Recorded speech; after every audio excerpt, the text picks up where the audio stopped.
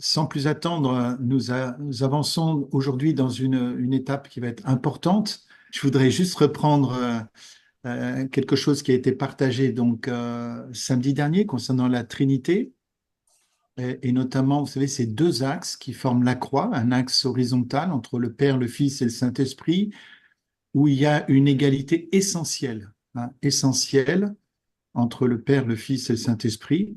Et puis, quand la Trinité agit dans le monde, eh bien, cette Trinité instaure un axe vertical où les personnes de la Trinité entrent en intersoumission et en soumission les uns par rapport aux autres, et notamment lorsque Jésus a exercé son ministère sur la terre pendant ces 3 ans et demi de ministère, eh bien, il était placé sous la mission du Père et du Saint-Esprit.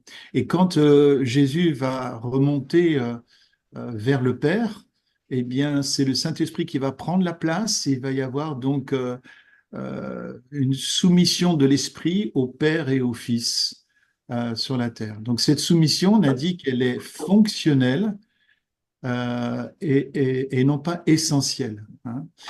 Vous savez qu'il y a eu un grand débat dans les premiers siècles de l'Église concernant Jésus, justement.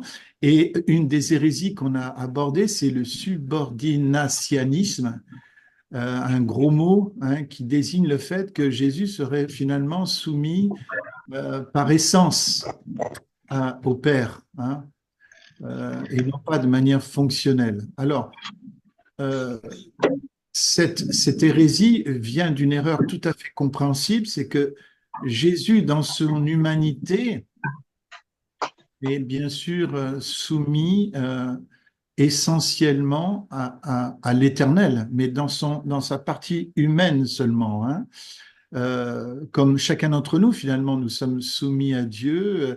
Et effectivement, il y a quelque chose aussi d'essentiel dans cette soumission parce que nous sommes la créature et lui, il est le créateur. Nous sommes une créature et lui, il est le créateur. Donc forcément, sur cet aspect-là, il y a une soumission essentielle. Hein.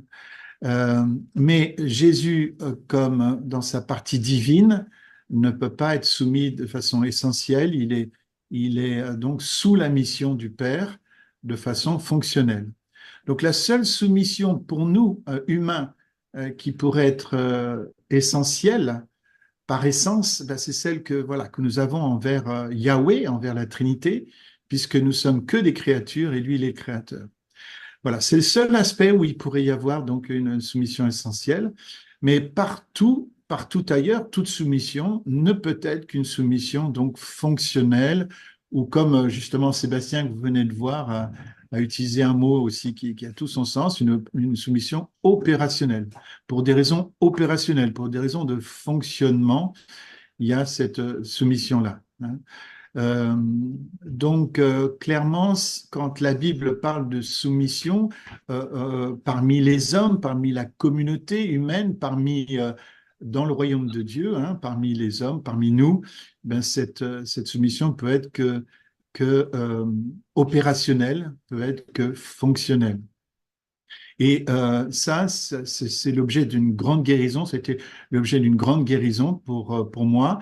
Et je crois savoir pour certains d'entre vous aussi, puisque en fait, nous nous rebellons au fond de nous, et peut-être à raison finalement, par rapport à toute soumission qui prétendrait que postulerait une soumission, euh, on va dire, essentielle, c'est-à-dire que nous serions essentiellement soumis à des êtres humains, ce qui n'est pas possible. Ça, c'est justement ce vers quoi finalement on se rebelle. Hein. Tout système qui prône une soumission à des êtres humains est un système abusif. Nous ne nous soumettons pas à des êtres humains, nous nous soumettons à des rôles, à des missions, à des fonctionnements, hein, mais pas essentiellement des êtres humains, parce que là, du coup, si on se soumet à des personnes en tant que telles, parce qu'elles sont des personnes, on crée un rapport de subordinationnisme qui n'est pas juste. Donc, nous nous soumettons à des fonctions, nous pouvons nous soumettre à un patron, à des anciens dans l'Église, non pas à leur personne, mais à la fonction qu'ils occupent dans le corps de Christ. Ça doit être très, très clair. Et pareil aussi, dans le couple, il peut y avoir une révolte de la part des femmes de vouloir de penser qu'on puisse exiger d'elles une soumission à des maris juste par le fait que ces hommes seraient des mâles. Hein. Ça, c'est carrément hors de portée, hors de conception de l'Écriture. Euh, Marie, aimez vos femmes comme Christ a aimé l'Église et a donné sa vie pour elle. Donc déjà, ce qu'il est requis des hommes, c'est qu'ils aiment leurs femmes de manière sacrificielle. À partir de cela, Dieu donne le leadership à l'homme, le leadership final, hein, l'autorité finale, pas forcément l'autorité initiale, mais en tout cas l'autorité finale à l'homme, parce que je l'ai dit principalement, personnellement, je crois que Genèse nous montre que Adam, le péché d'Adam, le péché masculin par excellence, malheureusement, c'est celui de la démission. Et il est important pour Dieu de restaurer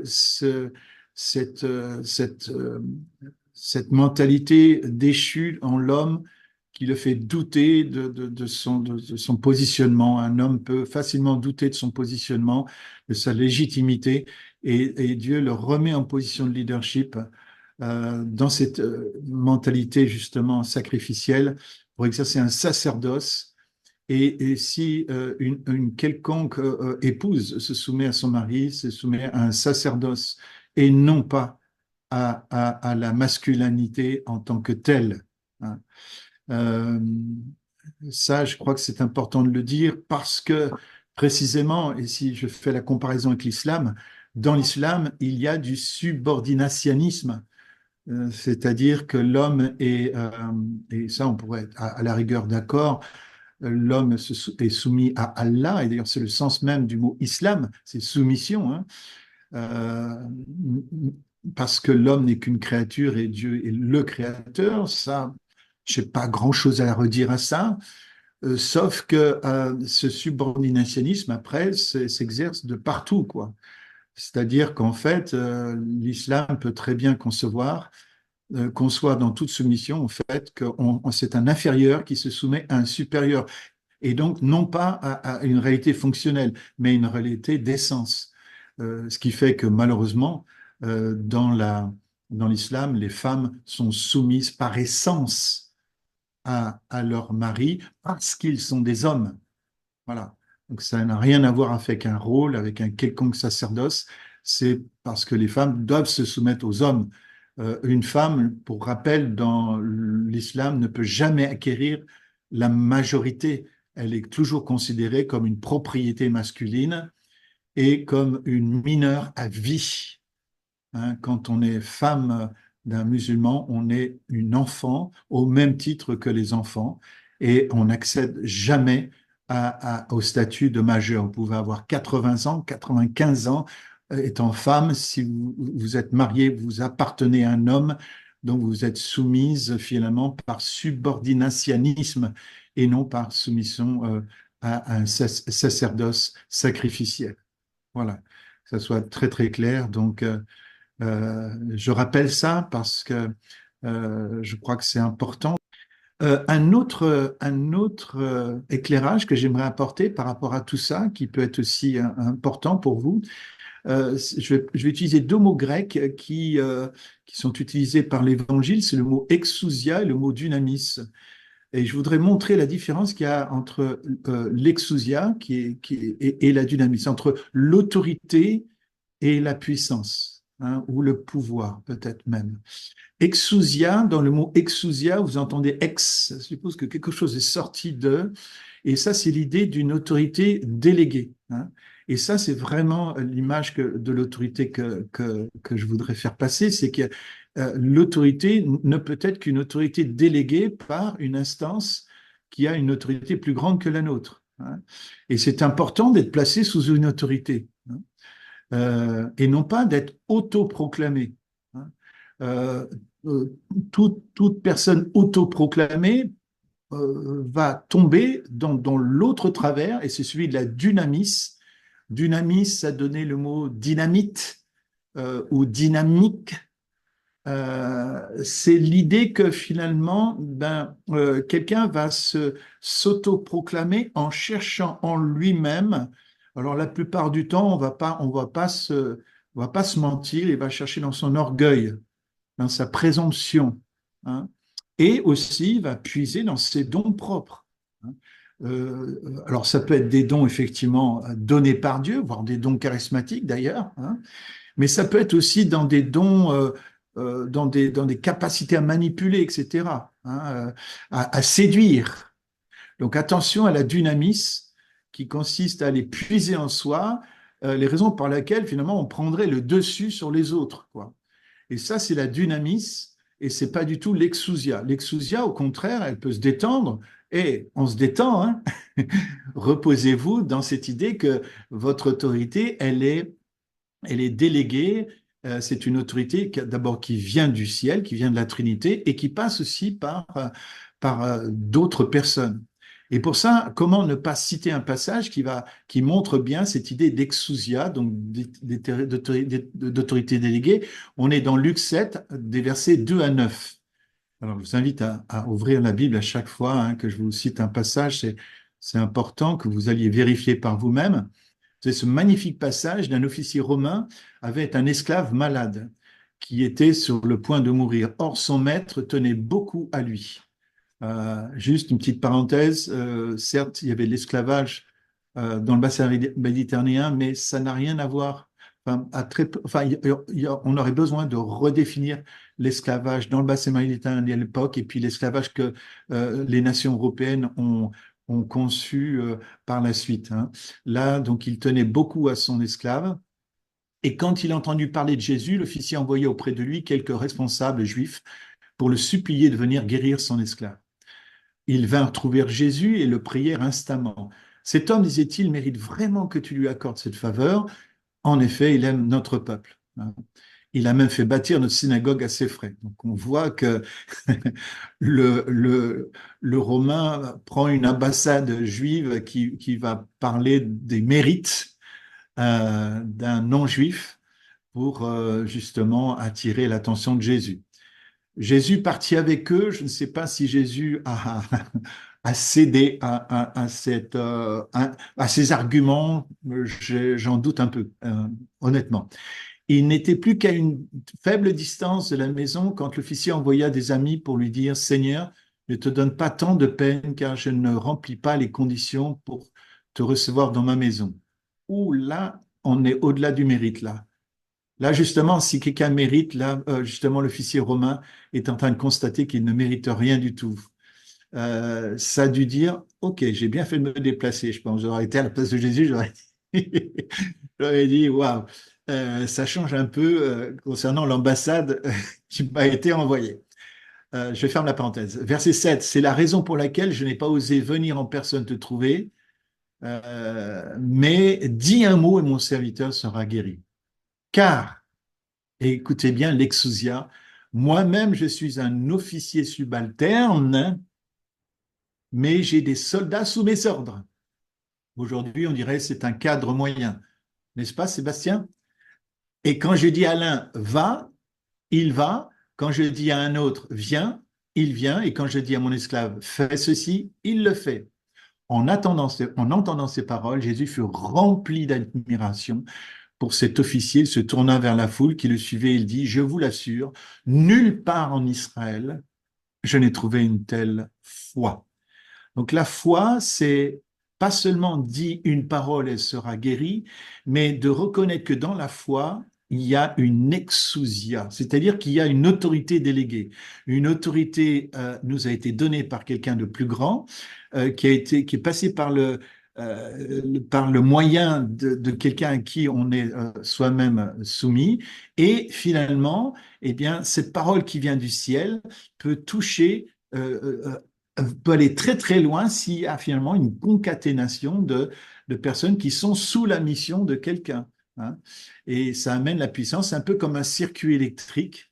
Là, il peut y avoir une centrale nucléaire qui se trouve à des centaines de kilomètres de vous, mais par le biais de fils électriques comme ça, sans aucune interruption, eh bien, l'électricité parvient chez vous.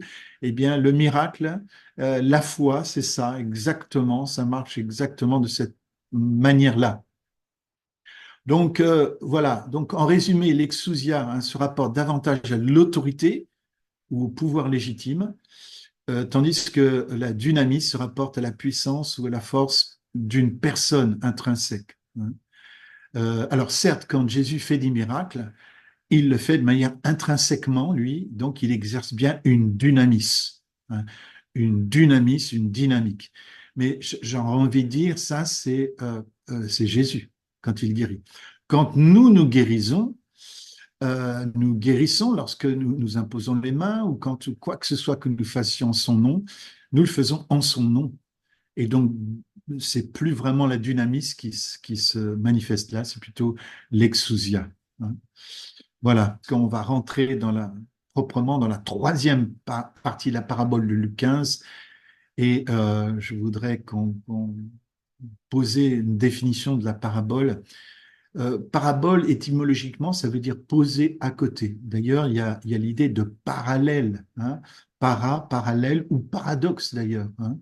C'est pour cette raison qu'une parabole, elle pose des choses en parallèle, mais aussi elle pose clairement des paradoxes. Qu'est-ce que c'est qu'un paradoxe?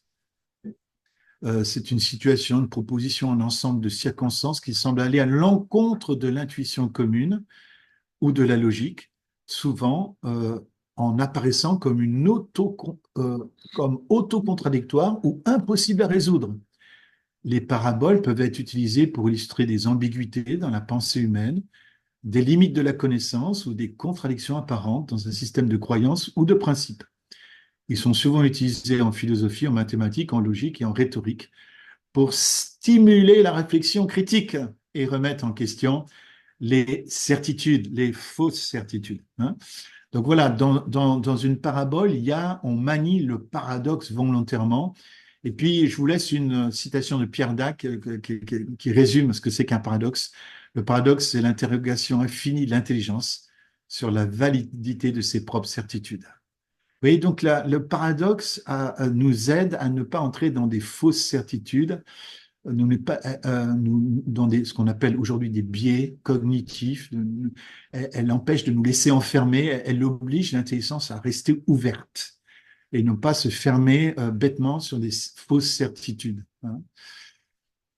Pour tout vous dire, le mot parabole, pour revenir au mot parabole maintenant, après qu'on l'ait mis en relation avec le paradoxe, la parabole est un mot qui est emprunté au langage des batailles navales, figurez-vous.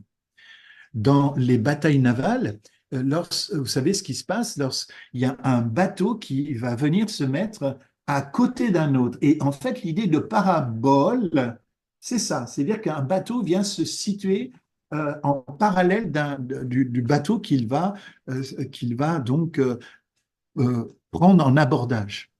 Donc l'idée qui est donnée ici, c'est une image de bataille navale, hein. Et donc le bateau que l'on va piller, ben, c'est le bateau de la vérité du royaume de Dieu. Et pour aller piller ce bateau des vérités du royaume de Dieu, eh bien, nous allons arriver avec un bateau pirate. On va s'imaginer comme des pirates, n'est-ce pas? Une bande de pirates, hein. Euh, les disciples devraient tous être des pirates, hein, donc je vous invite dans ce monde-là à jeter des filins sur le bateau à piller finalement. Et chaque filin représente un lien entre le bateau à piller et le bateau pirate. Autrement dit, entre notre réalité, notre situation à nous et la réalité à conquérir quelque part, hein. Donc c'est bien une manœuvre d'abordage. Et puis le mieux encore, c'est pas seulement de piller, mais peut-être, vous savez, ça arrivait beaucoup dans les guerres dans les batailles navales des temps anciens, c'est que quand un bateau pirate prenait un bateau plus gros que lui et que le bateau plus gros que lui était encore plus navigable, avait encore plus de canons, et bien finalement, le nouveau bateau pillé devenait le nouveau bateau euh, euh, pirate. Et on abandonnait l'ancien bateau et on prenait le nouveau bateau. Donc, vous voyez, c'est ça, aller à l'abordage. C'est une parabole, en fait, fait ressortir une idée de violence. Et Matthieu 11, 12, d'ailleurs, le souligne, depuis l'époque de Jean-Baptiste, où Jean-Baptiste a paru jusqu'à 7 heures, le royaume des cieux se force un passage avec violence. Et ce sont les violents qui s'en emparent.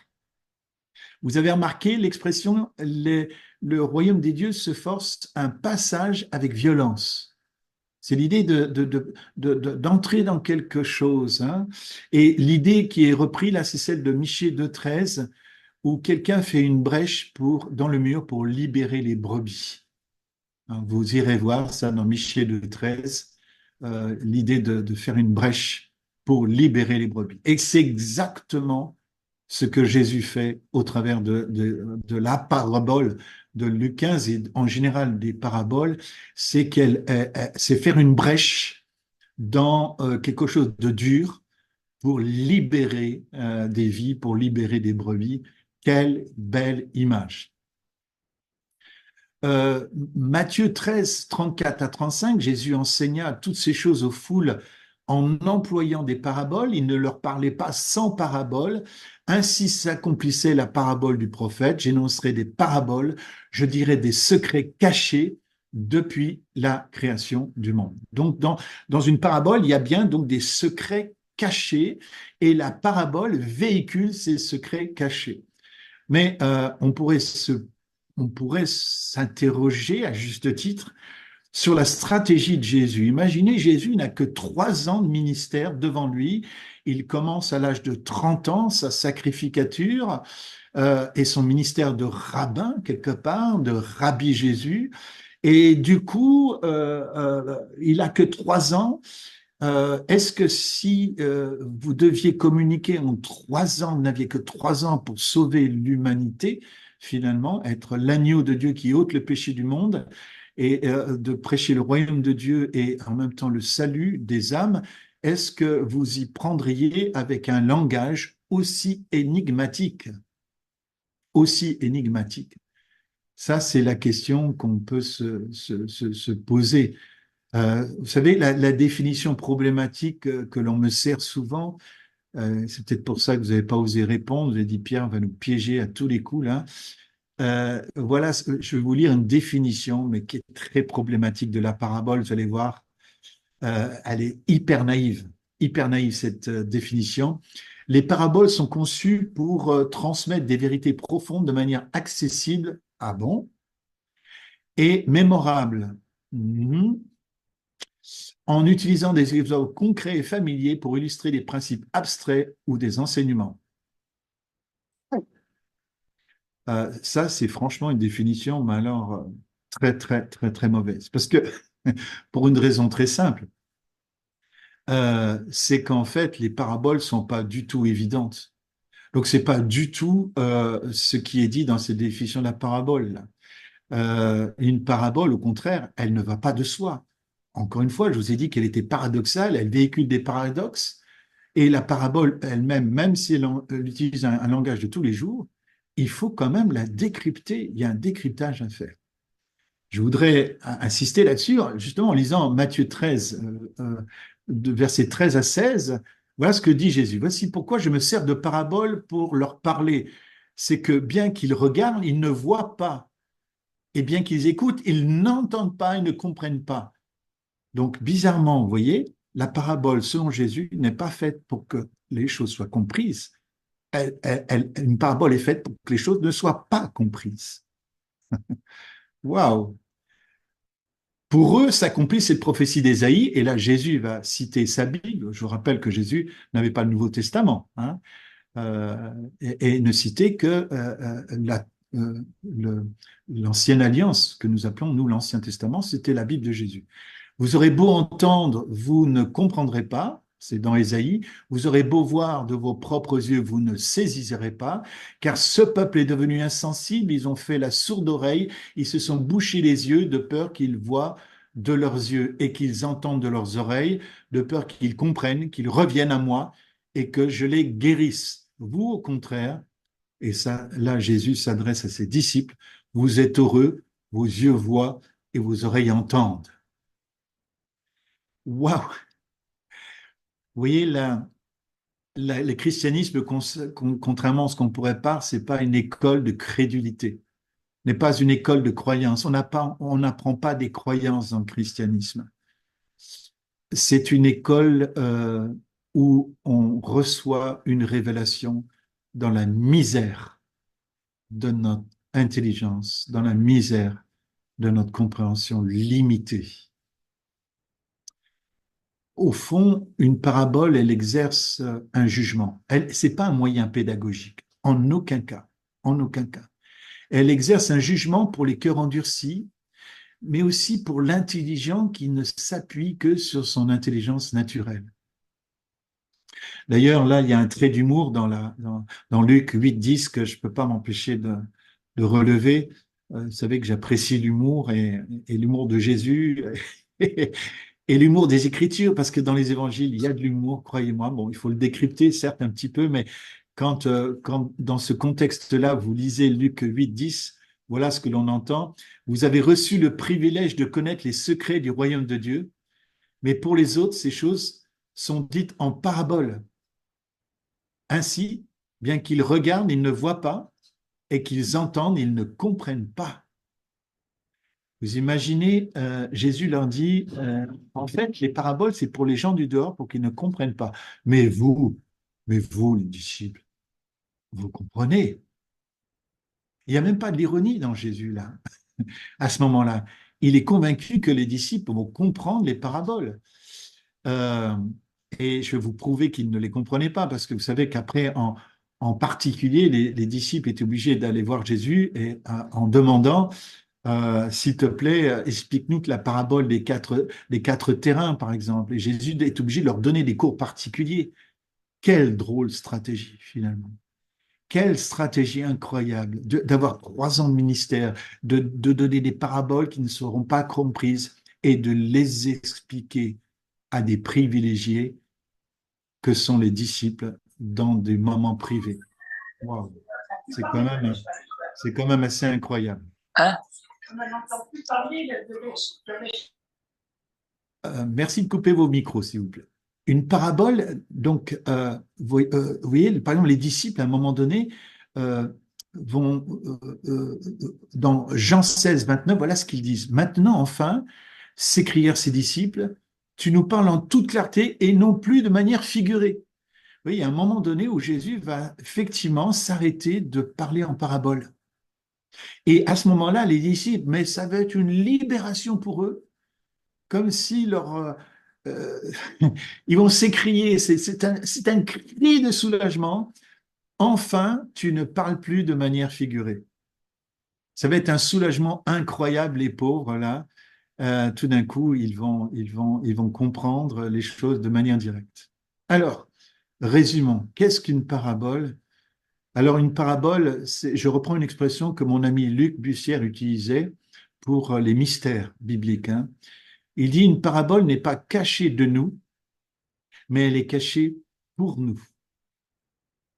Je reprends, une parabole n'est pas cachée de nous, mais elle est cachée pour nous. Autrement dit, une parabole, elle cache, sa première fonction, c'est de cacher pour mieux dévoiler à qui elle est adressée.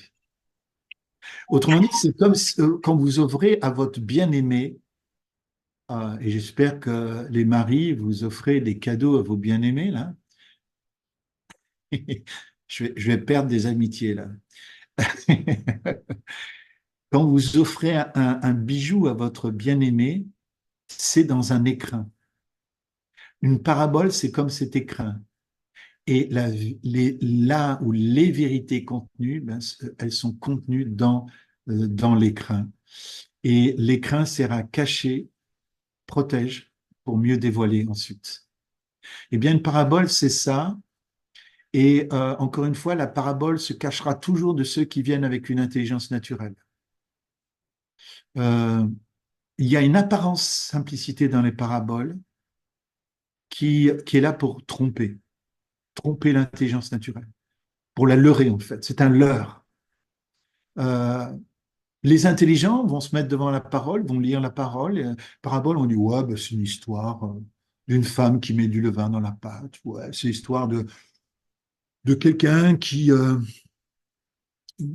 un figuier, ou c'est l'histoire, etc., de quatre terrains. C'est facile. Ah bon? Et puis tout d'un coup, on perd complètement le sens.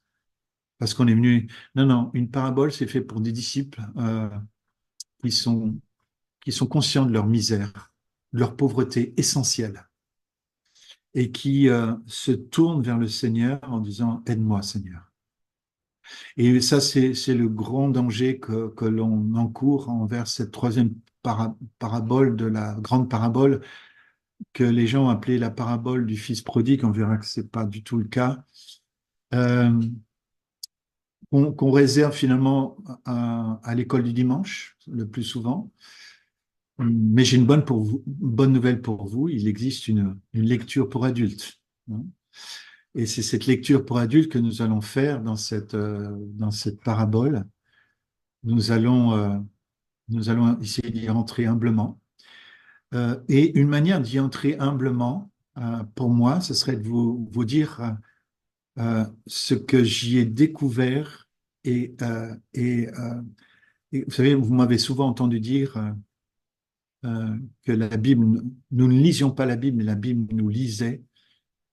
J'aimerais vous dire ce que la Bible a lu en moi au travers de cette parabole. Donc, quelque part, je vais faire une démarche qui n'est pas très théologique là. Une démarche théologique voudrait qu'on prenne verset par verset. On va le faire, hein. On va le faire quand même, cette démarche, mais qu'on prenne verset par verset, qu'on voit ce que la Bible nous dit dans le contexte immédiat. Encore une fois, nous allons le faire, hein. Et que seulement après, dans un deuxième temps, nous voyons comment cette parabole peut finalement s'appliquer à nos vies aujourd'hui. Moi, je vais essayer de vous dire tout de suite quelle est mon intuition de départ, vous dire mon histoire avec cette parabole pour que vous puissiez comprendre le cheminement dans lequel nous allons rentrer ensemble. Alors, nous allons bien sûr faire regarder le texte, bien entendu, hein. Mais j'aimerais que vous entendiez d'abord, s'il vous plaît, l'intuition qui est la mienne, que je voudrais pas imposer, hein, mais que je voudrais vous confier et vous dire comment cette parabole m'a mise à nu. Vous voyez donc à gauche les gens de mauvaise vie, les collecteurs de taxes, à droite les scribes et les pharisiens, et puis les 12 disciples qui sont assis, et Jésus qui donc va parler une parabole, va donc dérouler ces trois paraboles. Moi, ce qui me marque, ce qui m'a marqué en étudiant l'origine de tous ces gens-là, c'est quand finalement que c'est un tableau qui nous parle de manière intemporelle. Bien sûr, on le voit dans son contexte, mais hors de son contexte, en fait, si on le voit aussi dans notre monde aujourd'hui, ben, j'ai envie de dire que toutes les nations du monde possèdent finalement ce tableau-là, que finalement ce tableau est le paysage intérieur d'une humanité qui est composée ben, de pêcheurs, n'est-ce pas? Y a-t-il des pêcheurs dans le monde? Y a-t-il des, des amoureux de l'argent, des publicains, des collecteurs de taxes? Oui aussi. Y a-t-il aussi des gens religieux et capables de substituer finalement à la présence de Dieu, finalement, toute une liste de règles à suivre, euh, tout un, toutes sortes finalement, oui, de listes de choses à faire. et que progressivement, c'est le danger de toutes les listes, c'est elles se substituent finalement à l'auteur de la liste. Finalement, ces gens amoureux de la Torah, du texte à la lettre, mais qui finalement ont devant eux l'auteur de la Torah, Jésus, mais ils ne le reconnaissent pas. Vous voyez, ça nous parle. Ça nous parle cet aveuglement qui peut faire qu'on peut être aveuglé par la lettre et ne pas voir qui nous parle en face de nous. Et y a-t-il de ça dans les nations? Y a-t-il des intellectuels qui ont leur propre religion, qui ont leur propre système? Et puis, y a-t-il pas Jésus dans toutes les nations? Y a-t-il pas aussi des disciples dans toutes les nations? Ouais, donc ce qui m'a marqué finalement dans Luc 15, personnellement, c'est cette universalité finalement du message. Du message, parce que finalement, même si nous sommes dans un monde oriental, là, notre monde occidental n'est pas si éloigné de ça et l'humanité n'a pas fait de progrès. L'humanité est telle qu'elle est aujourd'hui, semblable à ce qu'elle était avant. Voilà, donc ça, il y a une persistance voilà, de ces grandes lignes-là. Et puis, mon témoignage, c'est celui-là. Un jour, j'étais en train de traduire un pasteur américain. Nous étions, je crois, à Mâcon. Euh, et lorsque on faisait des conférences, on faisait en parallèle des pastorales aussi. Et donc, moi, j'étais le traducteur pour ce pasteur américain. Et je traduisais donc à ce parterre, le pasteur, ce que disait l'américain. Et tout d'un coup, le pasteur américain dit My grace is sufficient. Il cite le passage de Romains que j'ai déjà cité d'ailleurs, je crois, dans cet enseignement. My grace is sufficient, qui est hyper facile à traduire puisque ça se traduit ainsi, ma grâce est suffisante. Et vous savez que le passage continue en parlant du fait que la puissance s'accomplit dans la faiblesse. Hein. Et je suis à ce moment-là euh, euh, je suis muet, je n'arrive pas à traduire le passage. Je n'arrive pas à traduire le verset. Et je suis empêché de parler même, et je me mets à pleurer. Donc, vous imaginez, ça fait un peu désordre. Il a fallu trouver un autre traducteur et moi, je suis allé pleurer dans une pièce à côté, me demandant pourquoi je n'avais pas pu traduire ce, ce simple verset. Et à ce moment-là, c'est comme si intérieurement, je me pose la question, ou je pense l'esprit me pose la question, qu'est-ce que ça veut dire le mot grâce? Qu'est-ce que c'est que la grâce, Pierre? Et à ce moment-là, waouh, je découvre, mais alors, mon ignorance, mais alors, de ce mot-là. Il faut savoir que c'est à une époque où je prêchais l'évangile et j'étais même assez régulièrement devant des foules. À Mâcon, on est arrivé à accueillir 3200 jeunes. Alors, je ne me rappelle pas dans mon histoire personnelle à quel moment exact cet incident s'est produit, mais, euh, mais tout d'un coup, pleurant dans cette pièce, je découvre que je pleure en fait sur ma misère, sur mon ignorance. Je sais, je ne sais plus ce que veut dire le mot grâce. Et je crois que c'est ça l'expression, je ne sais plus ce qu'il veut dire. J'ai complètement perdu son sens profond. J'étais entré dans une crise spirituelle sans le savoir, dans une sorte de nuit spirituelle sans le savoir, et le Seigneur va oindre mes yeux pour voir ma nudité, en fait. Vous savez, il y a dans Apocalypse, il y a ce magnifique passage je te conseille, et je vous le conseille à chacun, d'acheter, s'il vous plaît, de l'or de la part du Seigneur, mais acheter du collier aussi. Parce que c'est terrible d'être d'être nu et ne pas le savoir. Euh, je pense que ça peut se faire même l'objet d'un cauchemar. Je ne sais pas si vous avez déjà fait un cauchemar où vous êtes nu. Moi, ça m'est arrivé. Hein. Vous faites un cauchemar, vous êtes nu, mais vous êtes au milieu de gens habillés. C'est un véritable cauchemar. Quoi. C'est très compliqué à vivre. Hein. Très, très compliqué à vivre. Et, euh, et ça me rappelle cette parole, vous savez, dans ce conte d'Andersen où des gens sont venus prétendre offrir à un roi la possibilité d'acheter un vêtement extraordinaire fait de fils invisibles, hein. Et donc le roi se laisse piéger par les flatteries et se laisse habiller par ces faux tisserands qui lui vendent à prix d'or un vêtement avec des fils invisibles, mais tellement beau, bien entendu. Et il y a une première séance d'essayage où le roi est soi-disant habillé, mais en fait, il est tout nu. Vous voyez, il est tout nu devant tout le monde, devant sa cour, en fait, la cour immédiate, qui sont que des flatteurs. Hein, attention de jamais s'entourer ne vous entourez pas d'une cour de flatteurs. Attention, hein. Dans le discipolat ne consiste pas à s'entourer de flatteurs qui vont nous dire ce qu'on a envie d'entendre. Il est très sain de s'entourer de gens qui vont nous dire aussi ce que nous ne voulons pas voir et ce que nous ne voulons pas entendre. C'est très sain, mais de s'entourer parce qu'on est insécure de gens qui vont nous dire que ce que nous voulons entendre, c'est très, très malsain, très, très malsain. Et donc le roi était dans cette situation malsaine où il est entouré de gens qui vont le flatter, mais qui rigolent sous cap parce que le roi a la nouille à l'air, quoi. Il est à poil, clairement, quoi. Mais personne n'ose lui dire, parce que, vous comprenez, ça se fait pas, quoi. C'est le roi, quoi. Conflit de loyauté voulant, on ne dit rien au roi.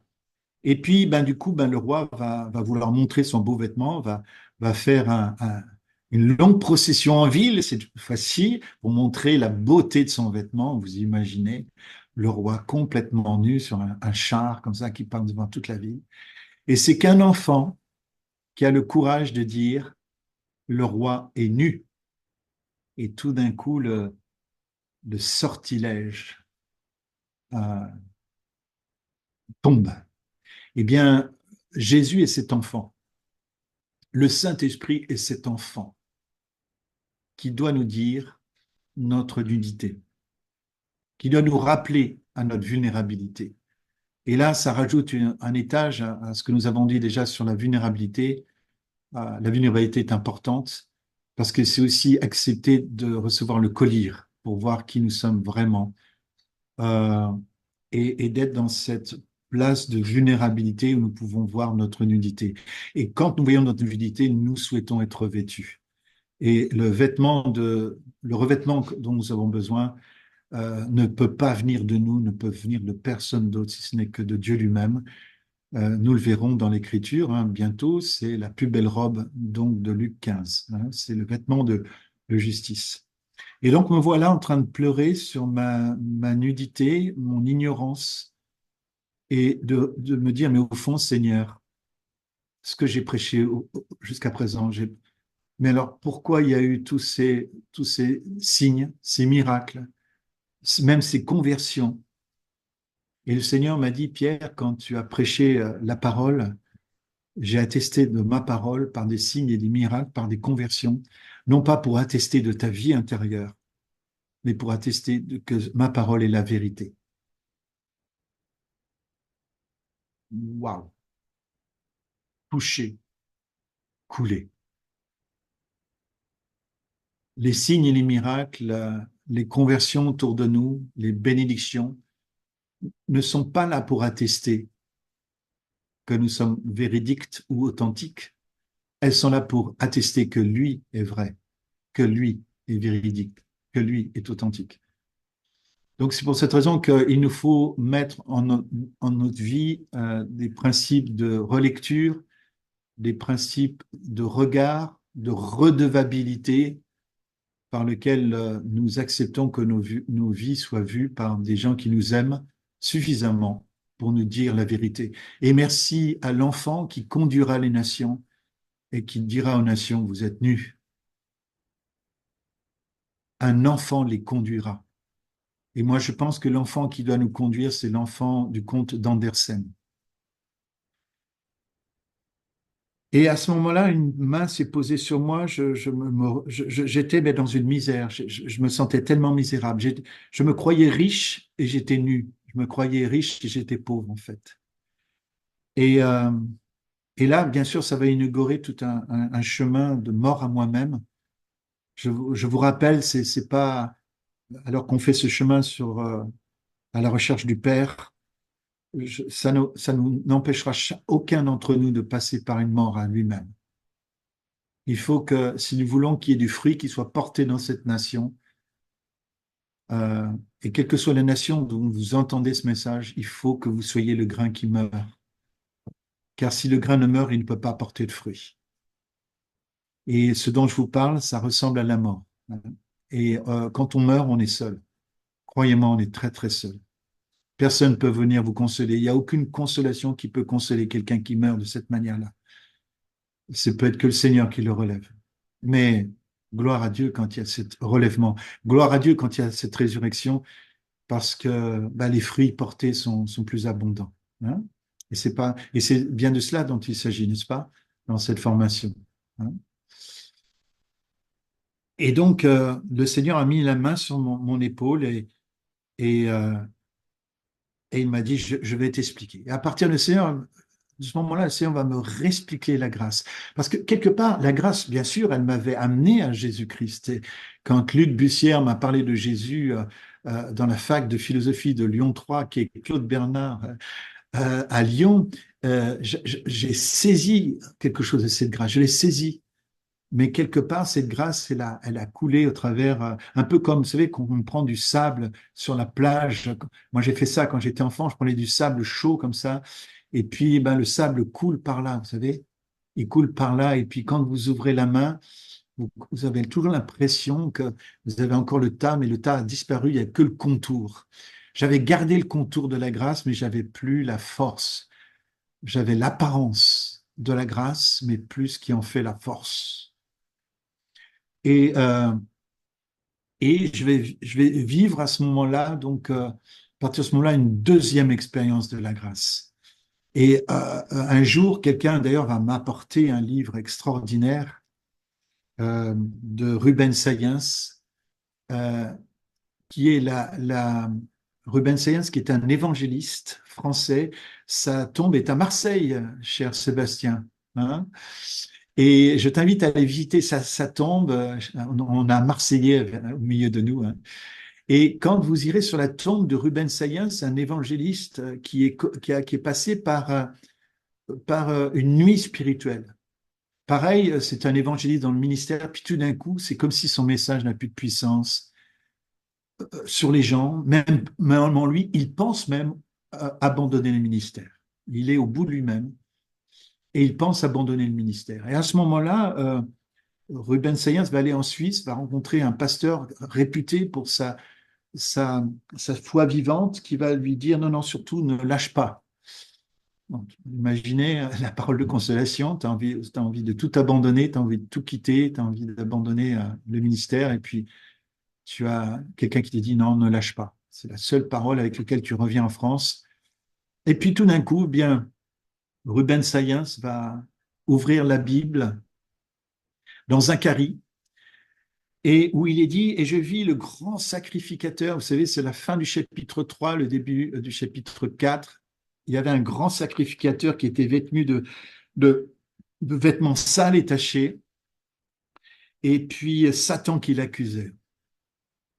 Ça, c'est la misère la plus totale pour être constamment accusé voilà, par l'ennemi qui lui montre sa véritable nature, qui lui montre, voilà, il lui dit la vérité, parce qu'on dit que Satan ment. Moi, le problème que j'ai avec Satan, c'est qu'il m'a souvent dit la vérité me concernant. Vous voyez ce que je veux dire? La vérité sans amour est bien plus destructive qu'un mensonge. Et à ce moment-là, vous savez ce que dit le passage dans Zacharie, euh, qui dit euh, et le Seigneur vint et disant que l'Éternel te réprime, Satan, car celui-ci n'est-il pas un tison sauvé du feu? Apportez une nouvelle robe, etc. Et en lisant ces passages, je reviendrai sur ce passage, pour ça je ne vais pas aller dans l'interprétation parce que le temps passe, mais file à une vitesse incroyable. Euh, euh, Ruben Sayens va se voir à la place de cet homme qui, et va voir le Seigneur qui reprend Satan à sa place. Et ça va mais réveiller son âme dans, dans la grâce et vous comprendrez plus que dans la grâce, dans la justice en fait. Hein. Dans la justice offerte, non pas la justice que l'on se fait à soi-même, son christianisme que l'on se fait à soi-même, il va être complètement réveillé par un message de justification et pas simplement un message de pardon, mais un message de justification totale, fondamentale, radicale. Et ça va le réveiller. Et du coup, il va écrire un nouveau cantique. Et avec ce nouveau cantique, il va le chanter, ce cantique, dans toutes ses campagnes d'évangélisation. Et c'est ce cantique de la seconde grâce, c'est lui-même qui l'appelle comme ça. Il va écrire ce cantique suite à la seconde grâce, ça s'appelle la porte de la grâce. Vous pourrez le trouver si vous avez encore si vous avez sur Internet d'ailleurs, ça s'appelle La Porte de la grâce Ruben Sayen. Je vous invite à aller lire les paroles. Chaque parole est absolument extraordinaire. Et dans les ailes de la foi, je crois que c'est le 504. Hein, le 504. Dans le chiffre, dans les 500, vous avez la porte de la grâce de Ruben Sayens. Et la dernière strophe de ce cantique, qui est le strophe de la deuxième conversion de Ruben Sayens, plût à Dieu que nous ayons des deuxièmes, voire des troisièmes conversions, c'est là qu'il dit, j'ai reçu la grâce entière. La grâce entière. Waouh, quelle belle expression. Et il va recevoir la grâce entière dans ce cantique et il va se réveiller complètement. Et sur le dernier paragraphe, c'est quelque chose comme ça. Et je le vis debout dans l'encadrement d'une porte. Hein, il parle de Jésus. Quel doux accueil il fit à ma misère. Il me dit, c'est moi qui suis la grâce. Pourquoi, pauvre âme lasse, viens-tu si tard? Pourquoi, pauvre âme lasse, viens-tu si tard? Voilà, je vous remercie pour votre attention. Je vous laisse sur votre faim. C'est voulu, c'est voulu.